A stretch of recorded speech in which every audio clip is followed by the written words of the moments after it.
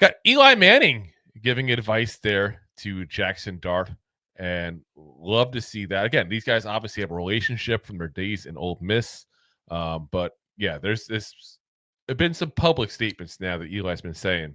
He said, "I told him, hey, I'm here to help it anyway. I'm a phone call away, a text away, but I'm not getting in the way. You've got to figure out this is your journey, this is your deal.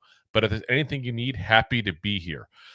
So it's I love that. First off, you see people all the time kind of latch on to younger players as if it's like the second coming of their career. Like Jaxson Dart can't be Eli Manning. We talked about this before as far as Abdul Carter can't be Micah Parsons. He needs to be Abdul Carter. It's the same kind of thing here with Jaxson Dart. Like, let's be honest, the references are there because of the school they went to and the team that drafted them now. But Jaxson Dart is not Eli Manning. He does not play like Eli Manning. They have completely different styles. Eli Manning was also a much higher touted prospect coming out of Ole Miss than Jaxson Dart is. So Jaxson Dart's got to do Jaxson Dart. He's got to play his way. And at the same point, he's got to play the way that fits the offense that Brian Dable does, which is a completely different offense than what Kevin Gilbride did back in the day with Eli Manning. So, there's definitely, like I said, it's smart words on his part there. He also says, it sounds like he's doing that with the Giants. Every day you're going to learn something and you're going to make mistakes. That's just part of it. But learning from those mistakes, not repeating those mistakes. And it seems like he's just trying to be there, earn the respect of his teammates and his coaches through his hard work. And definitely love to see, because you do hear a lot of people saying that he is a hard worker. He also said, I've been to some practice that I've known Jaxson for the last 3 years since he's been at Ole Miss and gotten to watch his career. So I've been just impressed with Jaxson because I've seen him get better every single year. And that's just what you want your players to do, to make improvements, even though you're playing well, not being content and wanting to make those improvements every day. So I've kind of seen that.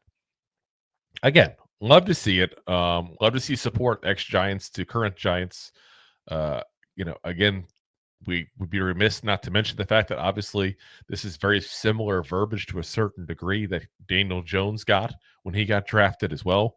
Obviously, a little bit different of a perspective because Daniel Jones was a teammate of Eli Manning's, but Eli said a lot of nice things about him coming out as well. And obviously, we all know how that panned out. So I don't want to get my hopes up because Eli said nice things. Of course, this guy is going to be great. Like, obviously, that's not the case, but, he's got potential. He's got a whole lot more potential now at this point in his career, especially than Daniel Jones does, that they had to make the move.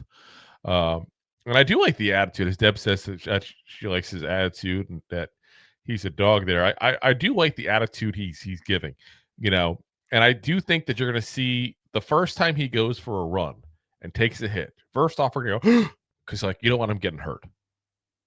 But the first time you see a hit and you see all the guys around him just fired up, listen, again, we don't want to beat the dead horse and bring down Daniel Jones more because, quite frankly, he tried.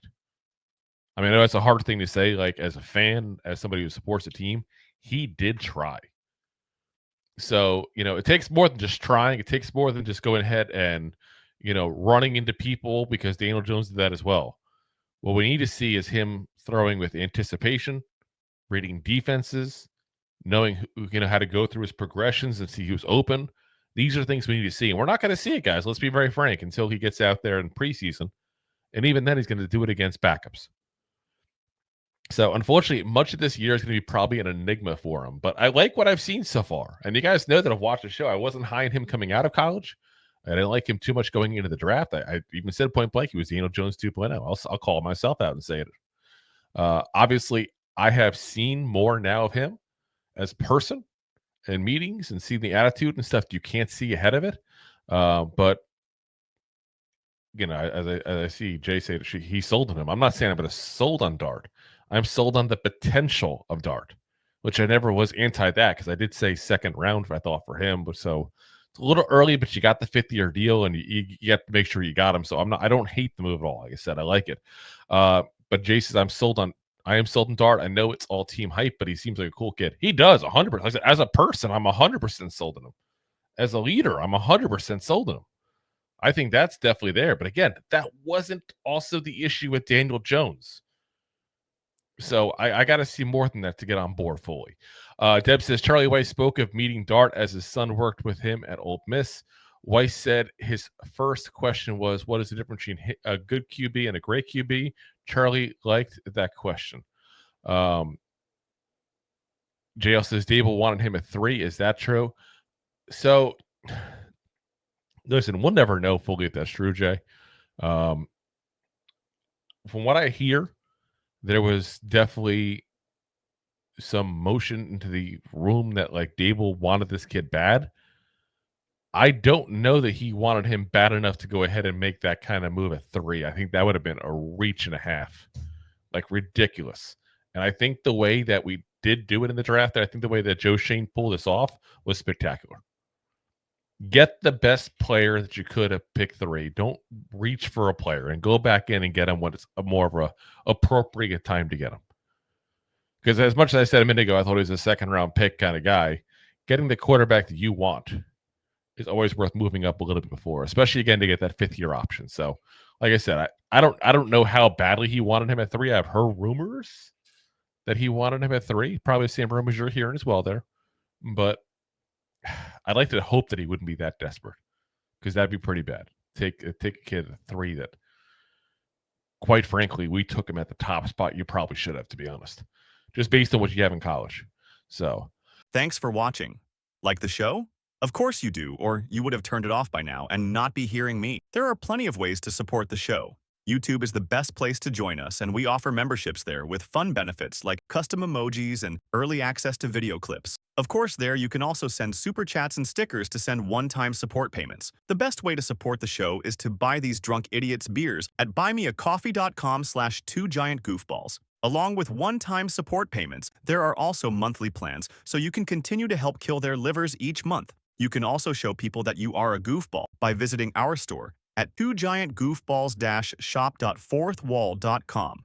We got everything from shirts, hats, phone cases, funny candles, buttons, stickers, and even a 2 Giant Goofballs towel to dry off your goofballs. Of course, you can always support the show for free by simply hitting the like, subscribe, and share button wherever you are watching or listening to this. Hit the thumbs up on YouTube. Leave a 5-star review on Apple Podcasts. It helps the show tremendously, and quite frankly, the Goofballs suck at marketing and need your help to get the word out. Thank you for being part of the Goofball Army and for taking the time out to support the show.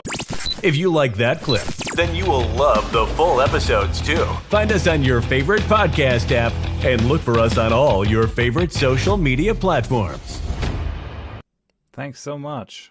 Please, I'm begging you. Please subscribe.